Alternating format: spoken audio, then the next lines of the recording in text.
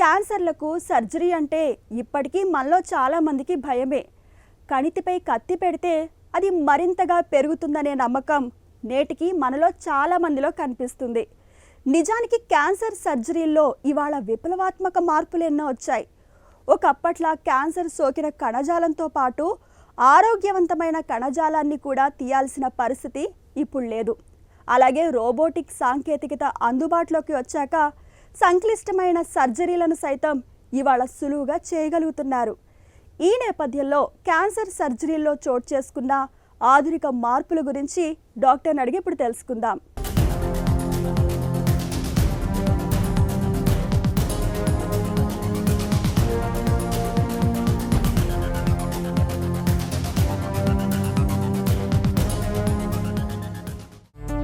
శరీరంలో క్యాన్సర్ కణితి కనిపించగానే సర్జరీ చేయాలా?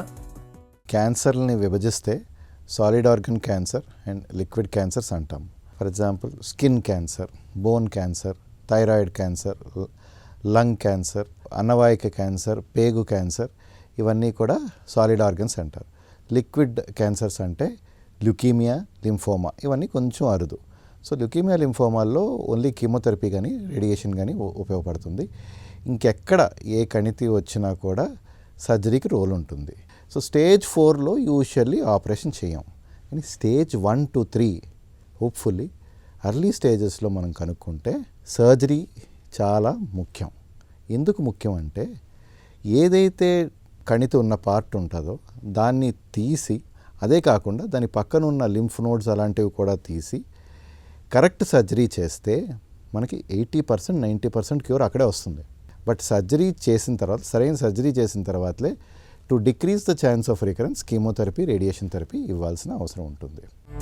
క్యాన్సర్లకు సర్జరీలు ఎవరు చేయాలి అంటే అందరు సర్జన్లకి సరైన ట్రైనింగ్ లేకుండా క్యాన్సర్ సర్జరీ చేయకూడదు. దీనికి స్పెషలైజ్డ్, ఇప్పుడు ఇండియాలోనైతే సర్జికల్ ఆంకాలజీ అనే స్పెషలైజ్డ్ MCH ప్రోగ్రామ్ ఉంది. ఇది చేసిన వాళ్ళు చేయాలి, లేకపోతే స్పెషలైజ్డ్ ఫెలోషిప్స్ చేసిన వాళ్ళు, క్యాన్సర్ ట్రీట్మెంట్లో చేసిన వాళ్ళే చేయాలి.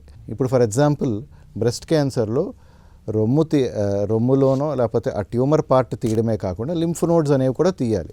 ఓన్లీ రొమ్ములో ట్యూమర్ తీసేసి లేకపోతే రొమ్ము తీసేసో ఆ లింఫ్ నోడ్ సర్జరీ సరిగ్గా చేయకపోతే క్యాన్సర్ మళ్ళీ వచ్చేస్తుంది. దాని తర్వాత ఎంత మంచి కీమోథెరపీ ఇచ్చినా, రేడియేషన్ థెరపీ ఇచ్చినా కూడా తప్పుగా చేసిన సర్జరీని కరెక్ట్ చేయలేము. So trained surgical oncologist, trained cancer స్పెషలిస్ట్లే సర్జరీ చేయాలి. రోగుల్లో సర్జరీలపై భయాన్ని ఎలా పోగొట్టాలి? నేను ట్రైనింగ్లో ఉన్నప్పుడు కూడా ఒక 10-15 ఇయర్స్ బ్యాక్ అందరికీ రొమ్ము అనేది పూర్తిగా తొలగించేసేవారు, మాస్టెక్టమీ అనేది చేసేవారు. ఇప్పుడు అలా కాదు, బ్రెస్ట్ కన్జర్వేషన్ సర్జరీ, ఓన్లీ ఆ పార్ట్ని తొలగిస్తున్నాం, tumour with 1 to 2 centimetres margin మాత్రమే తీస్తున్నాం. సో పేషెంట్కి బయటికి వెళ్ళే కాన్ఫిడెన్స్ కానీ, తన పనులు చేసుకునే కాన్ఫిడెన్స్ కానీ ఇవన్నీ బెటర్గా ఉంటున్నాయి. ఆ ప్రాబ్లం వచ్చినప్పుడు అందరూ కుంగిపోయి తీసేసేయండి అంటారు.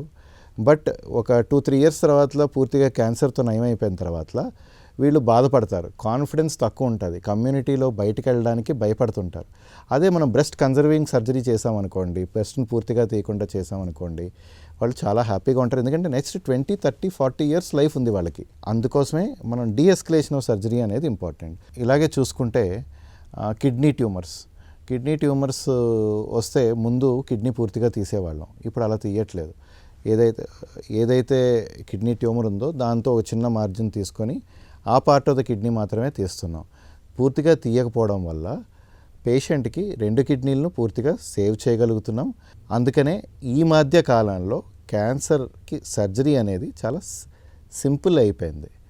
సో భయపడాల్సిన అవసరం లేదు, ట్రీట్మెంట్ సింపుల్గా ఉంటుంది. క్యాన్సర్ సర్జరీల్లో కొత్తగా వచ్చిన పద్ధతులేంటి? ప్రాస్టెటెక్టమీ అనే సర్జరీకి ప్రాస్టేట్ గ్రంథి అనేది యూరినరీ బ్లాడర్ కిందన ఉంటుంది.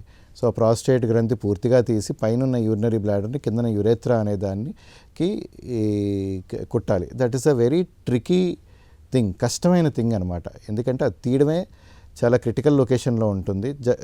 పక్కన మేజర్ బ్లడ్ వెసల్స్ ఉంటాయి, నరాలు ఉంటాయి.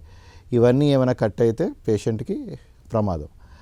మళ్ళీ దాన్ని కలపడం అనేది చాలా నేర్పరితనం కావాలి దానికి. ఆల్టర్నేటివ్ విత్ రోబోటిక్ సర్జరీ, ఈ లాప్రోస్కోపిక్ సర్జరీ మీద చాలా అడ్వాంటేజెస్ ఉంటుంది.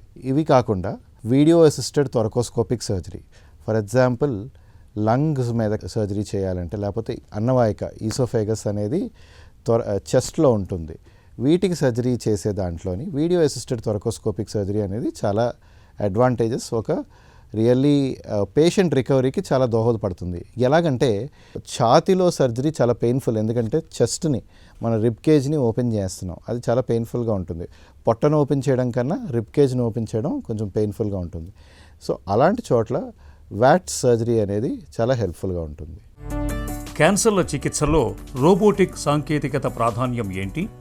రోబోటిక్ సర్జరీ ఏంటంటే మెషిన్కి మన ఇన్స్ట్రుమెంట్స్ తగిలించి సర్జన్ పక్కన కూర్చొని సర్జన్ కన్సోల్లో చూస్తూ ఆ మాస్టర్ కంట్రోలర్స్ అనేవి యూస్ చేయడం వల్ల బాడీ పార్ట్స్ అంటే పొట్ట లోపల ఈ ఇన్స్ట్రుమెంట్స్ కదలిక వల్ల సర్జరీ జరుగుతుందన్నమాట.